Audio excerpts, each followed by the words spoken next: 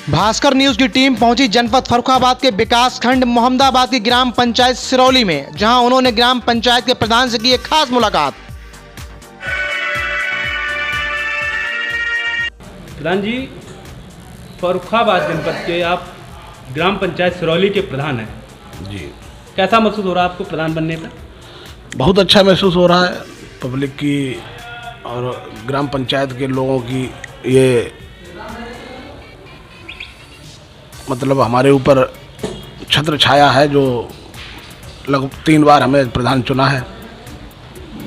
और लगातार 3 बार प्रधान नहीं, हैं? लगातार नहीं, 3 बार आप प्रधान रह चुके हैं सिरौली जी में। जी, तीसरी बार हैं, तीसरी बार चुने। अच्छा, ऐसा क्या रहता है आप लोगों के बीच में?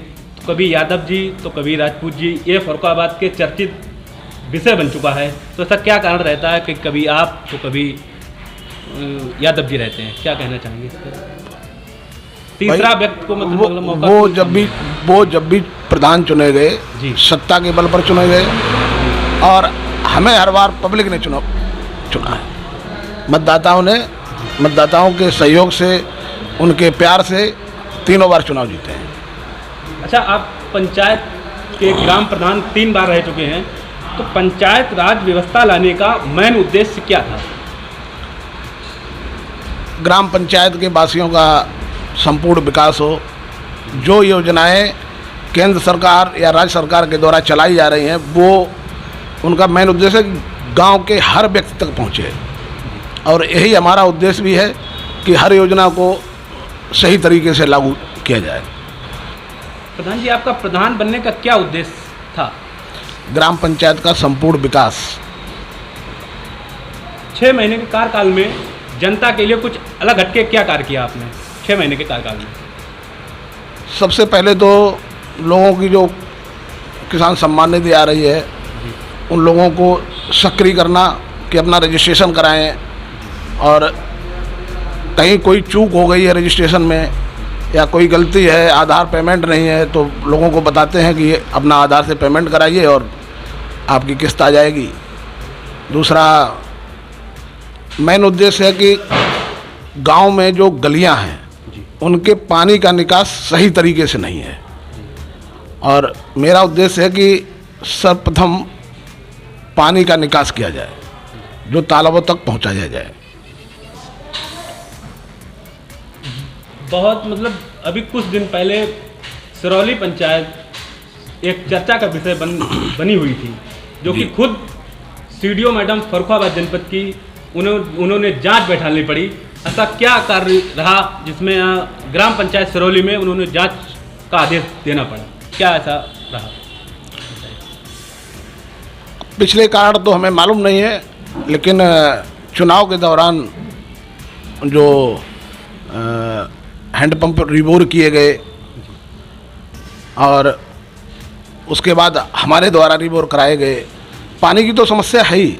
सिरौली पंचायत में लगभग 170-75 हैंडपंप ऐसे हैं जो रिबोर होने की स्थिति में हैं, जिनमें 50 से 60 हैंडपंप बिल्कुल बंद पड़े हैं, और वही शुरुआत कराई थी, तो हमने 14 हैंडपंप रिबोर भी कराए। अच्छा, मेरा उद्देश्य ये था कि पंचायत का पैसा बर्बाद ना हो, इसलिए हमने डीप बोरिंग कराई 250 फुट की, और उसी को देख के किसी ने शिकायत की या क्या किया, तो पूर्व प्रधान या सचिव द्वारा जो बोरिंगें कराई गई थी वो 160 फुट की थी, और 1 साल में ही वो ख़त्म हो जा रही थी।